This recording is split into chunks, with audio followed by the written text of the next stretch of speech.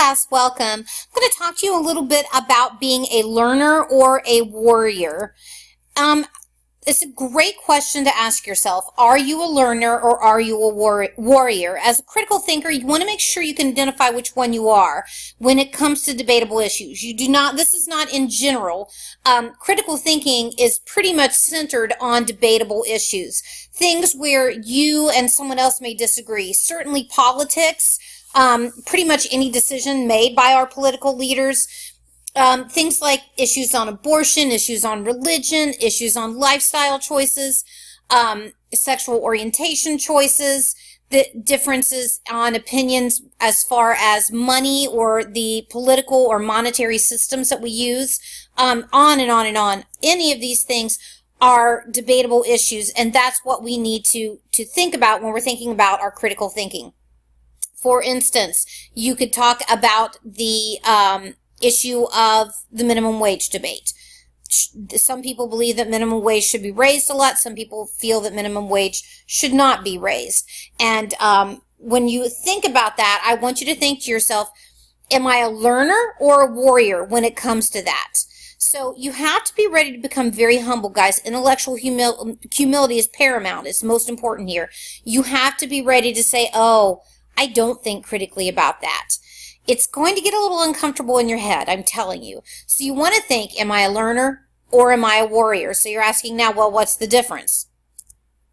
Oops, let me backspace it. So, are you a warrior? If you're a warrior, you have a stance and you stick to it. For instance, on the minimum wage debate, you may say, absolutely, minimum wage should not be raised, or absolutely, it should be raised. Or this could be on anything, guys. This could be on the health care issue, with the new Affordable Care Act that a lot of people call Obamacare, that sort of thing. It could be on anything, the death penalty, so on and so forth. So they have a stance and they stick to it. They are not going to budge. They work hard to prove that they are right. And they work hard to prove that their opposition, the other side, is wrong. They may come to the table with research, facts, and data. All of that, though, is to back up the fact that they are right or the other side is wrong. They feel the need to prove him or herself. They want to prove to everybody why they're right. They feel that others just don't have the right information. If they can give them the right information and the people would listen to them, then everyone would believe the way they do. They may feel that others just really aren't smart enough. They may feel smarter than the other people, and actually may result into name calling and things like that to make themselves feel better. People may call people, say a tree hugger as opposed to an environmentalist, or a capitalist pig as opposed to a business owner. Either way, though, that's kind of putting somebody down to make themselves seem more right. Most likely, they feel he or she is thinking critically, although probably they're not. Notice the picture of the warrior. By the way, girls, I tried to find, or women, I tried to find a woman warrior, but they're all in scantily clad bikinis, so I had to go with the male. But warriors come to the table like this. They are ready to fight for their side, for their stance. They are certain they are right, and they're going to fight you for it. So, learners, on the other hand, a learner has a stance, but they hold it very loosely. So let's say I have a stance on the death penalty, and I feel like, yes, I think the death penalty, it should continue.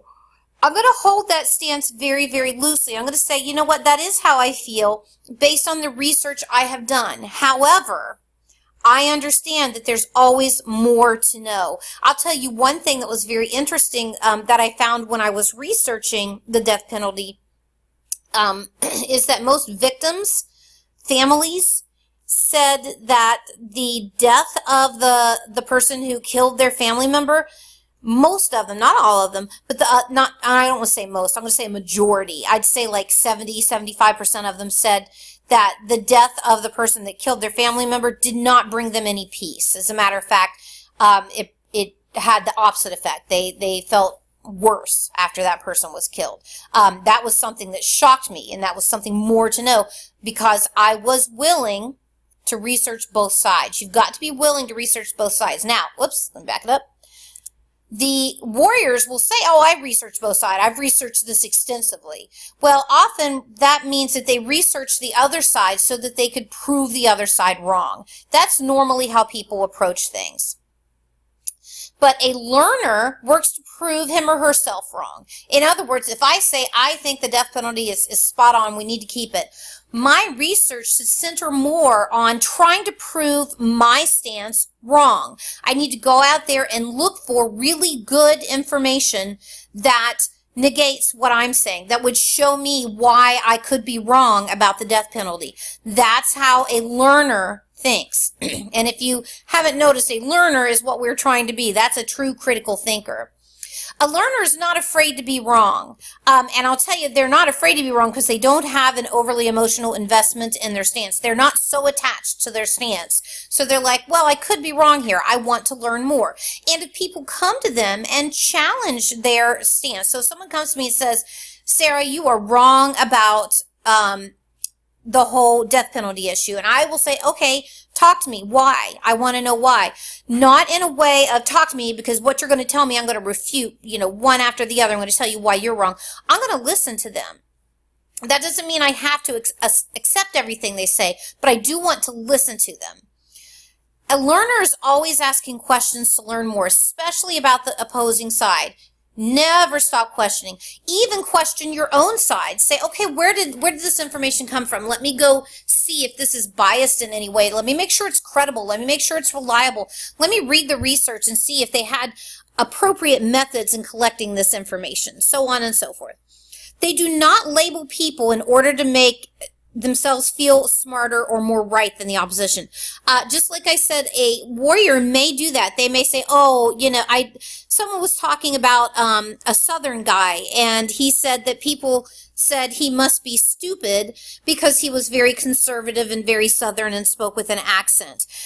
That's definitely not a learner stance. It's definitely a warrior stance, and actually a pretty poor stance, because when you label people like that, it's because you probably don't have a very good argument, and that's the only way to refute that person, is to kind of make fun of them in a way.